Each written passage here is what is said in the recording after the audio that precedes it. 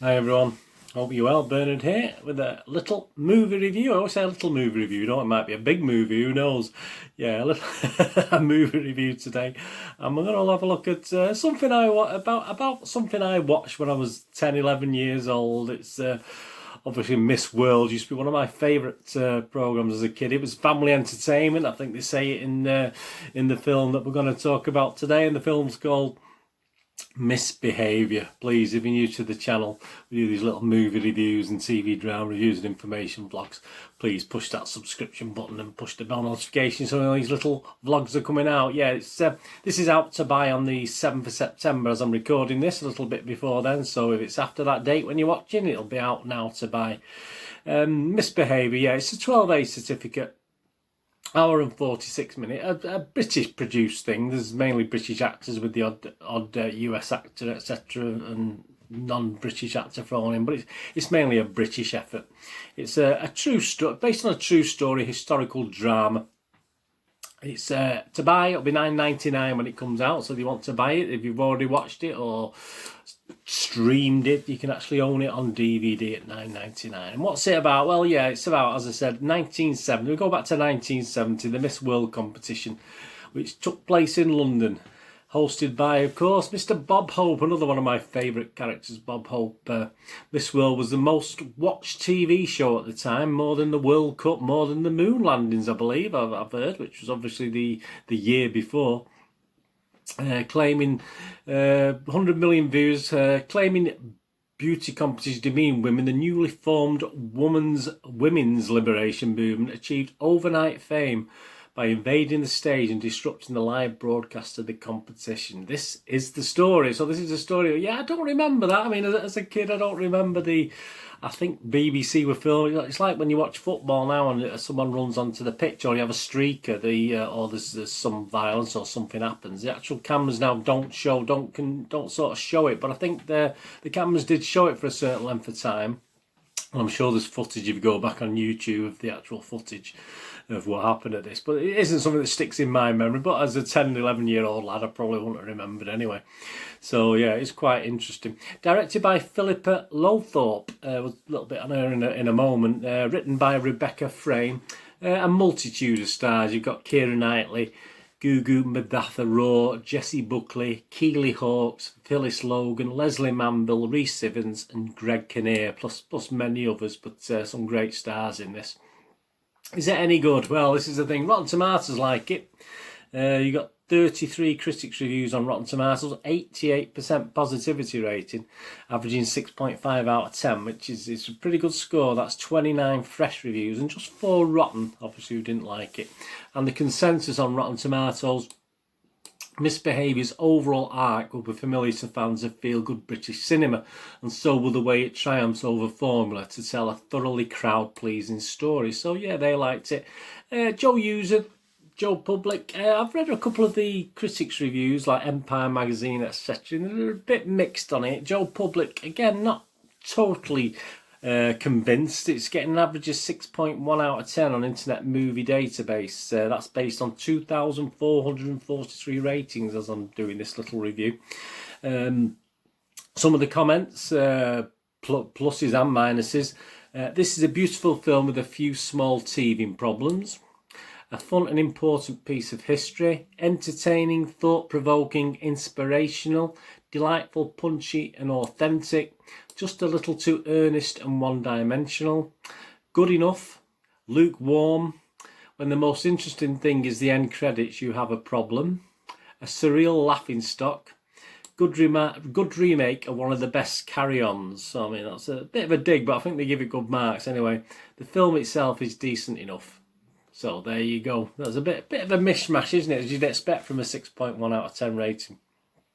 MGN thoughts, my little thoughts. I mean, I do get a little bit confused. I mean, I'm reading some reviews and I'm not really exactly sure what some of the audience and some of the seasoned critics were expecting from this. I mean, I didn't watch a trailer for it, but we're talking mainly British producer. You're talking the characters in this. You just have to look at the characters. You know it's going to be not going to be a deep documentary type analysis of the women's liberation movement and racism back in 1970. We're not looking at that. It's not going to be that at all. It's going to be far more simple. It's going to be mainly, I thought, light-hearted. I thought they're going to be some serious subjects in it, some serious moments, but it's just a moment in time, isn't it? It's 1970, and I think this is exactly what British filmmakers do really pretty well with this type of movie. And it was as I expected. It conveys the world and Britain in particular in 1970, and there's nothing wrong in that. I mean, you know, it doesn't have to be all deep and dark. I mean, it has poignancy and it has humour in it. It's exactly what I expected from a British-made film of this type. I mean, there's some early silliness with the Women's Liberation Group, which I found a little bit annoying myself, actually. I just thought it was a bit pathetic. But, I mean, again, we're talking 1970. It's probably something I would have done I was only a child then, obviously. But despite that early silliness, the Women's Liberation Group themselves, the girls in there and the Miss World contestants who obviously feature in it, obviously it concentrates on 3 or 4 of the contestants, are portrayed with sensibility, and they pretty much come out of this production with the heads held high, and which is as it should be on both counts, really. After directing, we get back to the director, obviously Philippa Lowthorpe. After she's directed episodes of things like The Crown, 3 Girls, and Call the Midwife, so you do expect that female side to come out, and she actually proves herself worthy in this movie of actually conveying that female side without being too down on, you know. It's like anything at that time. Obviously, the male and the patriarchy, you know, obviously not humiliated in any way, but they are what they are, and that's as simple as that, and they still are to some extent. And I think the film says that at the end credits. Is the fight against patriarchy carries on, and it probably does. Obviously, it's difficult for me to understand it, but I do understand it from their point of view. I mean, as a 61-year-old male who loved Miss World at the time in 1970, certainly into my teens, I loved Miss World as a red-blooded male, and but I do know these things now, you know, not quite as they should be. So we live and learn, don't we? But there's some good side stories as well. It's not always about the Women's Lib and the actual contestant. There's a great little side story with the Morleys, who are quite an interesting couple. You could have a film on its own about those two, obviously. And of course, Bob Hope, who obviously is good, isn't he? I mean, Bob Hope, it's always a good watch to watch Bob Hope. And look at, again, he was a man of his time, wasn't he? Unfortunately, that's just how he was, and that's just the time as it was. And superbly, Manville plays his wife superbly, and so she's one of my favourite actresses as well, isn't Manville? So she plays his wife superbly. Yes, this is entertainment. It's not a docudrama. It's not a documentary, and as that, it works for me. This totally works for me. This film, I really did enjoy it. It's an uplifting ending, which you'd expect from these sort of British films, and there's a nice little nod as well to some of the real life characters in the film at the end, so that's really nice. I just did enjoy it. As entertainment, it was superb. As I said, I don't want to go too. Some reviewers and some of the audience want to go far too deep into this. It's exactly what I thought I'd get from this film. I got from it, and it's as simple as that. I did enjoy it, and it was a great little watch. Movie game nostalgia rating. Yes, I'm going to go mad. I'm going to go. You know me. I'm usually stuck around the 5.5 to the 6.5s, but I'm going to go 7 out of 10 on this Misbehaviour. I thought it was excellent and acted superbly, shot superbly as well, and it did portray the time 1970 quite well in obviously the limited scenes we got. You know, obviously we didn't get any vast scapes of London, etc. But for the bits we saw, it did it very, very well. The poster.